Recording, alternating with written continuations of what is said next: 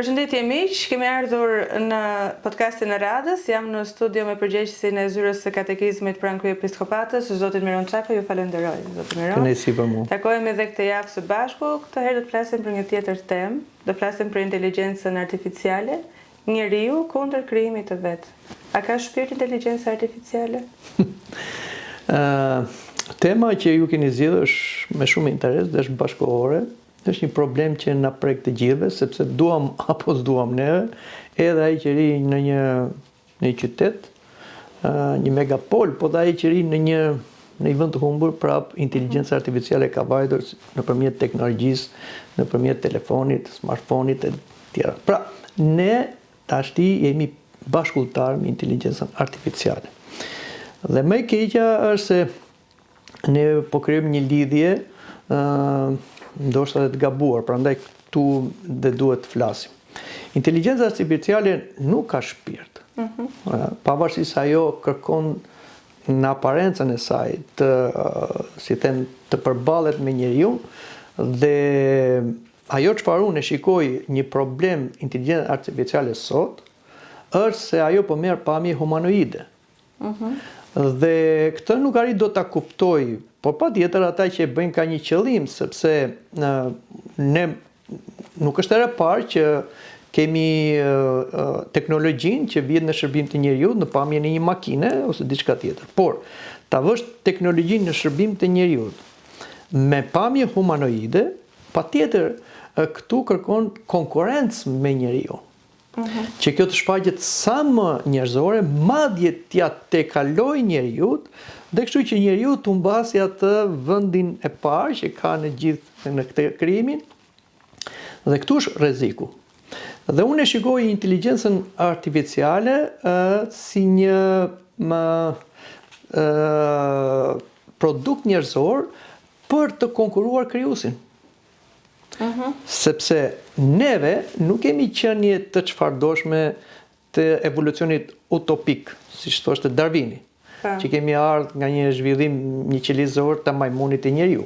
Kjo është utopi, se as shkencërisht nuk është e pranuar, pavarësisht se kjo është sot e mbahet si e vërteta më absolute, është gabim. Por shkenca ka vërtetuar se asgjë nuk lind nga hiçi, dhe patjetër që pranohet edhe shkencërisht nga mendjet më të zhvilluara shkencore që kanë dhënë kontribut njerëzimi që ekziston një krijues, dhe ky krijues pasi ka bërë të gjitha të duket pa duka, bërë dhe njeriu. Njeriu u krijua sipas ikonës së Perëndis. Domethënë, ne jemi qenie njerëzore, shpirt trup ose psikosomatik, dhe shpirti ynë është ikonë e Zotit, sepse kemi mendje, inteligjencë, kemi liri, kemi vullnet, kemi aftësi për të dashur dhe për të sunduar dhe për të krijuar. Këto i ka krijuesi. Por kemi dhe trup, i cili përshtatet ose e mban këtë shpirt brenda kësaj kohe dhe hapësire. Kjo është ikona e Zotit. Çfarë është inteligjenca artificiale? Është e lashtë si koncept. Madje shikojmë që në lashtësi njerëzit janë përpjekur me teknologjinë e kohës tyre për të bërë makina humanoide në pamje humanoide, si kukullat që lëviznin, bënin, dhe kjo tentativë, si shkruan dhe dikush, është tendenca për të rivalizuar Zotin, pra për të krijuar ikonën njerëzore që rivalizon ikonën e Zotit. Prandaj dhe inteligjenca artificiale që sot ka marrë pamje humanoide dhe kërkon të konkurojë njeriu, është ikona e njeriut për veten e vet. Por këtu është ndryshimi, sepse Zoti kur krijoi njeriu rrezikoi. Pse rrezikoi? Sepse Zoti e krijoi njeriu të lirë, të zgjellë, ose ai të zhvillohet sipas natyrës, që do të thotë ketë urtësi nga Zoti dhe benefitet e Zotit, dhe arri nga ikon të bëhet i ngjashëm me Zotin, ta asimilohet në Zotin, dhe kjo është një proces, derisa njeriu bëhet si Zoti, pra bëhet një qenie lumtur, bëhet një qenie pa vdekshme e përjetshme.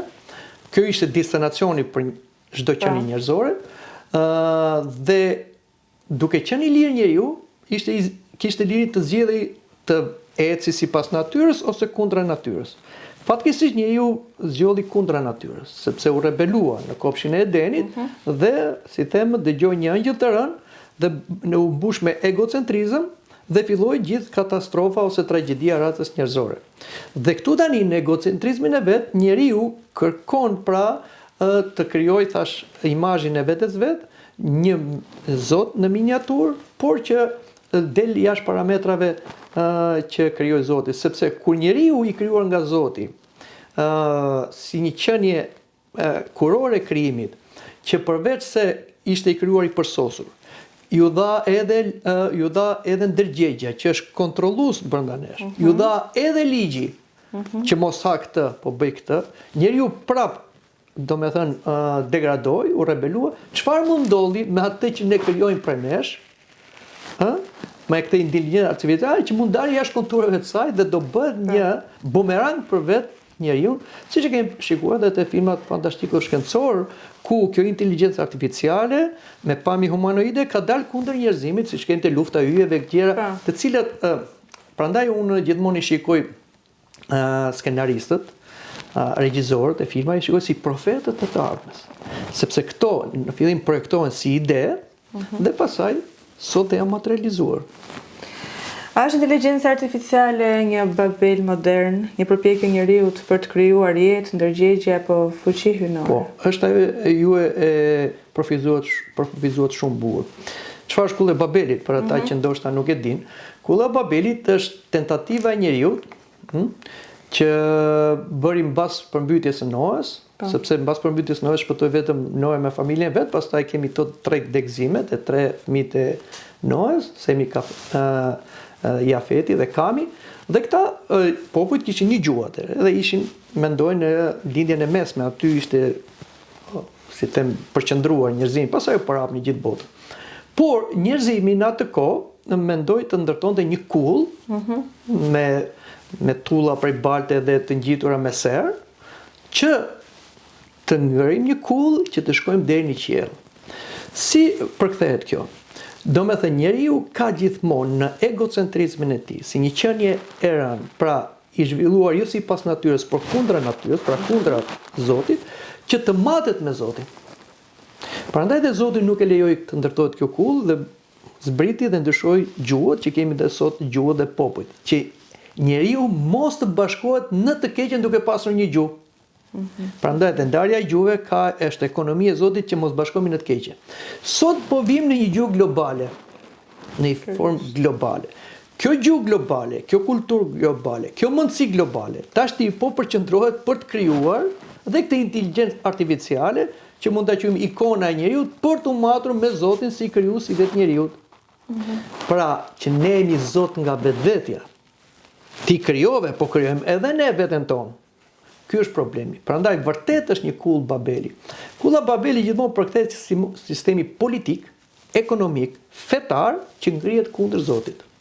Por që si kulla Babelit dështoi dhe nuk arriti dot të përmbush ego njerëzore, edhe inteligjenca artificiale me këtë ritëm, me këtë qëllim, patjetër do ketë një fund. Po ndoshta mund ta ketë dhe fundin me kosto kundër vetë njerëzimit. Se kur ta kuptoj njerëzimi që kjo inteligjencë artificiale po ju del nga dora dhe po i kthehet në bumerang, pastaj do të ketë edhe një përplasje mes njeriu dhe inteligjencës artificiale, se kush do fitoj, por fatmirësisht fiton gjithmonë Zoti, dhe kjo është gjë e mirë që nuk i kemi në botën dorë, por e ka tjetër kush. Mira, deri në ç'pik pikë duhet neve të përdorim teknologjinë apo dhe inteligjencën artificiale? Po.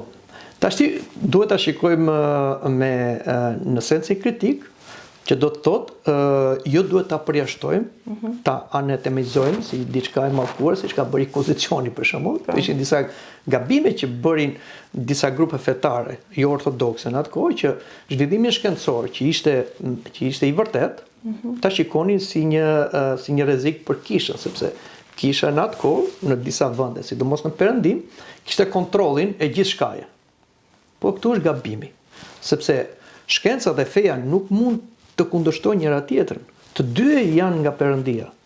Feja e ligje morale që Zoti i ka zbritur njerëzimit, që nëpërmjet moralit të bëhet i ngjashëm me Zotin, shkenca zbulon atë që ka krijuar Perëndia në shërbim të njeriut. Dhe këto janë dy drejtëza paralele që nuk mund të dëmtojnë njëra tjetrën. Vetëm kur neve nëpërmjet fesë anatemizojmë shkencën dhe shkenca kundërshton fen, gjoja nëpërmjet këtu është gabimi. si thot Einsteini, shkenca pa fen është e kot dhe feja pa shkencën është e verbër. Pra ka një bashkëpunim. Tani vim te inteligjenca artificiale. Kjo është një zhvillim teknologjik, si them, i arir, është për të përshëndetur si teknologji dhe në vetvete nuk është as e keqe, as e mirë. Çështja është si ne i përqasemi dhe si ne e përdorim atë. Nëse ne do ta përdorim brenda disa rregullave etike në shërbim të njerëzit, patjetër që është një gjë shumë e mirë.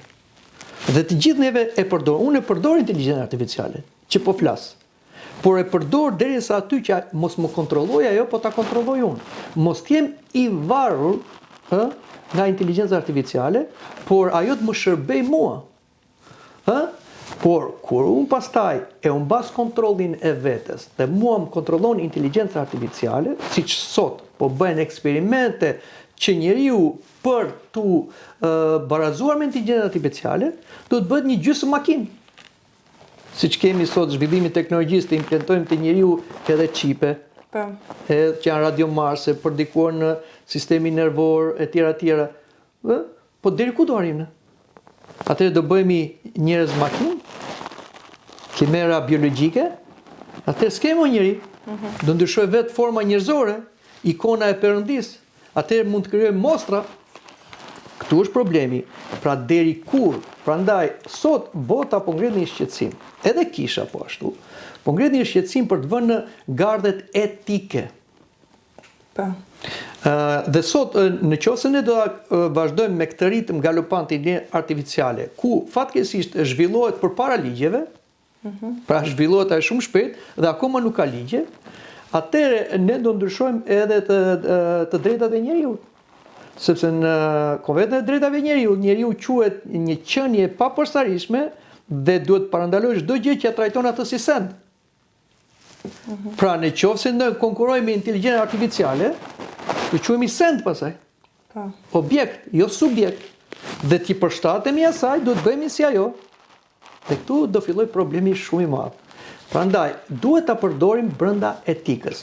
Dhe derisa ajo na shërben. Por sot, po ta shikojmë edhe në një nivel shumë më të ulët dhe më praktik.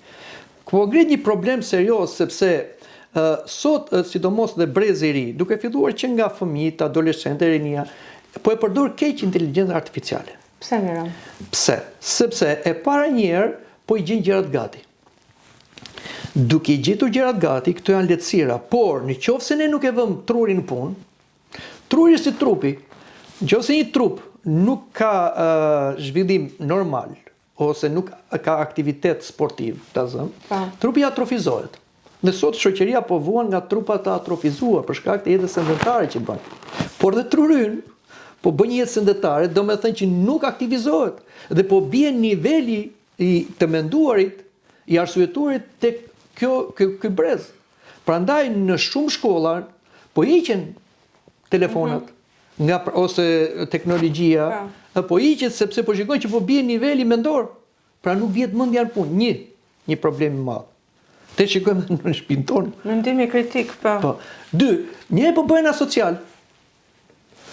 Po lidhen me realitetin virtuale, që po i largojnë dhe nga realiteti, dhe po bëhen egocentrik, vetëm me veten e tyre dhe me inteligjencën artificiale. Mos themi që sot inteligjenca artificiale kërkon të konkurrojë dhe marrëdhëniet më intime të njeriu. Sot, me zhvillimin e teknologjisë artificiale, po bëhen robot humanoid që të konkurrojnë mashkullin dhe femrën. Atëherë do vim deri këtu dhe në probleme që do të cënohet dhe familja dhe çifti.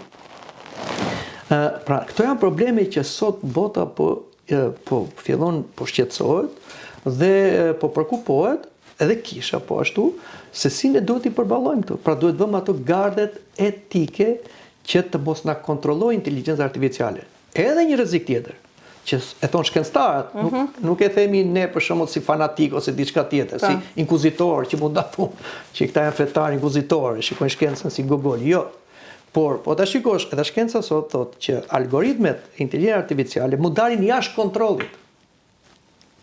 që ajo të bëj, domethënë, memoria e saj ose zgjidhjet e saj, si them, inteligjente, mund dalin jashtë programit, sepse ai zhvillohet brenda vetes dhe sa ta heqësh ti prizën nga ai roboti e ka vrarë atë krijuesin e vet. Ky është problem. Prandaj duhet pasur shumë kujdes. Gjithmonë me sens kritik. Për shembull, thika është një objekt, as i mirë as i keq. Varet ti si e përdor. Me thikë mund presësh bukën, me thikë mund vrasësh njëri. Tani vjen dhe inteligjenca artificiale. Me inteligjencë artificiale mund të bëjmë shumë punë shpejt dhe mirë dhe lehtë, deri në kufij që mos dalim jashtë, si them, vetes tonë, si subjekt, por mund edhe ta kontrolloj fare. Dhe pastaj ne dalim jashtë loje, të vihet inteligjenca artificiale në vendin e parë dhe ne të dalim në vend konkurrues. Për shembull, zëvendësimin e profesioneve. Disa profesione shumë shpejt pritet që të zëvendësohen nga inteligjenca artificiale. Në revistën Garden thuhet që për 5 vjet, shumë profesione do jenë, si them, të papërdorshme nga ana njerëzore, sepse inteligjenca artificiale do të zëvendësoj. Për shembull, një gazetar. Sot është vendosur në media inteligjenca artificiale që duket sikur flet një njeri, po s'është njeri, është një inteligjencë artificiale. Në Shqipëri jemi shumë progresiv, ne kemi dhe ministre inteligjenca artificiale. Domethënë kemi ecur shumë përpara. Jemi të parë. Po jemi të parë. Prandaj shikojmë që kjo nuk është më tani një fabul, po është një realitet që do ta përballojmë. Çfarë krijon kjo tash? Sepse themi sa mirë, do dalim pension shpejt, do lehtësohemi, do i bëj punën roboti. Po papunësia, që është një nga problemet sociale sot, se kur njerëzit nuk punojnë, si do hanë, por dhe kur nuk punojnë, atë do punojnë gjëra tjera, sepse përtatësia krijon pastaj probleme tjera te njeriu. I krijon tekat e veta, domethënë njeriu mund të shkojë në drejtim krejt kundërt. Prandaj, ky është një problem shumë i madh. Se si do menaxhojmë papunësinë që do na imponojë inteligjenca artificiale. Një tjetër rast që duhet përmend është që më duket se në Kinë disa spitale kanë implementuar inteligjencën artificiale që të kujdeset për pacientët kryesisht për moshën e tretë. Për moshën e tretë. Vetmia sot edhe në vendin tonë është një plagë, një epidemi shumë e madhe shoqërore që po përballemi. Nëse neve për shembull do kishim disa humanoid që do kujdeseshin për prindrit tanë ose për gjyshrit tanë të moshuar, a do ishte normale kjo? Jo. Pse? Këndvështrimi personal. E para njerë, qenia njerëzore një qenie shoqërore. Kur Zoti i krijoi njeriu, e krijoi vetëm Adamin. Dhe vendosi në kopshin e Edenit. Gjithë kafshët ishin çift. Por asnjë nga kafshët dhe asnjë nga krijesat edhe bimore që ishin edhe zojtë të gjithin, nuk i përshtatej shoqëria Adamit. Prandaj dhe Zoti tha, nuk do ta lëm vetëm Adamin, do t'i bëjmë një shoqe. Dhe i krijoi trupin gruas nga brinja e Adamit, nga ADN-ja e Adamit dhe i dha shpirtin dhe njeriu kur e pa të tha, mish nga mishim, eshtër nga eshtrat e mia, do ta quaj grua. Dhe kështu njeriu bën një qenie shoqërore. Pra prandaj dhe Zoti i krijoi njeriu sipas ikonës të tij, mashkull dhe femër. Pra njeriu do marrëdhënie shoqërore me njeriu, nuk do marrëdhënie as me kafshën, si ka dalë trendi me qenin. Se para inteligjenca artificiale kemi dhe shoqëri me kafshët, me qenin. Pra njerëzit gjejnë një qen dhe thonë shoqërohen me një qen. Biri nënës. Biri nënës, i thonë ose e trajtojnë edhe si bashortin e tyre ndonjëherë. Ka deri këtu shkon. Dhe pse? Sepse gjen rat. Pse ndodh kjo? Se njeriu është bërë egoist sot. Nuk do mendim ndryshe. Ama qeni gjithmonë po thot ham thot. Do me thënë ti jep një diçka dhe ai të bindet. Njeriu kjo i pëlqen. Po kjo nuk është një marrëdhënie normale, se njeriu nuk mund të shkojë në shoqëri me kafshën derisa të zëvendësojë njeriu. E njëjta gjë është dhe me makinën. Ne nuk mund të arrijmë një shoqëri me makinën sa të zëvendësojmë marrëdhënie shoqërore me një njerëz. Se njeriu nuk është makinë që vetëm duhet t'i japësh karburantin, duhet t'i bësh atë shërbimin teknik dhe njeriu është një qenie shpirtërore, është një qenie që ka ndjenja, ka shpirt, ka marrëdhënie njerëzore, ka dashuri, ka iderim, ka mërzitje, ka gëzim. Si do t'i japi këto makinë? Aq më tepër kur mendon se ke një makinë. Por mua kjo është si them, është një frikë që tiri me një makinë. Prandaj duhet pasur shumë kujdes. Këto në pamjet parë duken si shumë normale. E zgjidhen problemin me pleqt. E zgjidhen. Po jo. Sepse sa rëndësi ka një fjalë. Empatia. Që japim një të afërmit tonë. Se sa një kujdes që ti ja bën me një ftohtësi thjesht mekanike. Nuk ka nevojë për shembull mosha e tretë, thjesht të hanë të pim ose të gjesh një qoftë. Duan marrëdhënie. Sot kjo moshë po vuan nga vetmia, nuk po vuan shumë dhe nga shërbimi, se shërbimi në një farë mënyrë sot në botën e qytetarizuar dhe të zhvilluar është e realizuar, por vetmia po i ha. Prandaj nuk e kemi zgjidhur problemin duke bërë një makinë aty. Tashi, teknologjia do përdoret për mirë edhe për shembull shkencën e mjekësisë. Deri diku, po jo të vendosi teknologjia për kurimin e pacientit që nuk është vetëm fizik. Sot mjekësia jep rëndësi marrëdhënies shpirtërore me pacientin. Gjë që ka bërë kisha me shekuj. Sepse shumë probleme të shëndetit fizik vijnë nga probleme të shëndetit mendor ose psikologjik. Si do ta bëj makina këtë? Prandaj këto janë ca ngërçe që edhe pse duken kështu modus vivendi, këto nuk e zgjidhin problemin sepse njeriu është një qenie shpirt-trup dhe një qenie shoqërore me njëri tjetrin. Përpara disa kohësh, në Francë u zhvillua një meshë hynore por me inteligjencë artificiale. Nuk mund ta quaj meshë hynore. Dhe pasi përfundoi mesha, i pyetën njerëzit që si u ndjet në këtë meshë, thjesht dëgjuam diçka thanë ata, por asgjë nuk ndjem asnjë afërsi shpirtërore me krijuesin. Pra, ma ka thënë dhe mua këtë, mund ta zëvendësoj inteligjencën artificiale priftin? Jo. Sepse Zoti nuk është një makinë. Inteligjencë artificiale perfekte. Por Zoti një qenie hynore që komunikon me njeriu në botën e tij shpirtërore. Dhe atëre kur Zoti komunikon me njeriu në botën e tij shpirtërore, në ndjenja dhe emocione, të nuk mund ta bëj kur makina. Makina nuk ka ndjenja, nuk ka emocione. Kështu që kur nuk mund të zëvendësoj makina shërbesën fetare. Sepse pastaj ne do bëjmë atë një fe të re, fen e teknologjisë. Do ta shikojmë, mund të arrijmë deri aty, se për shembull siç është ufologjia sot. Ufologjia është një lloj feje që ne nuk jemi të krijuar nga një krijues, po jemi krijuar nga alien. Dhe këta alien tani këta janë zotat tanë, që domethënë krijuesit tanë, që primitivët e quhin zota, dhe por ne tani e mësuam misterin dhe tani po kemi komunikim me këta. Tani do vijë edhe kjo feja tjetër. Feja me inteligjencën artificiale, ku inteligjenca artificiale duke arritur të konkurrojë dhe njeriu do bëhet zoti i njeriu. Pra shiko ku shkojmë. Pra, duhet dim dhe duhet ta pranojmë këtë, duhet i ndajmë gjërat. Ose njeriu është një qenie krijuar nga krijuesi, dhe ai do zhvillohet në zhvillimin natyror me krijuesin, në urtësi, në moral, në shenjtëri, deri në ngjashmëri me Zotin.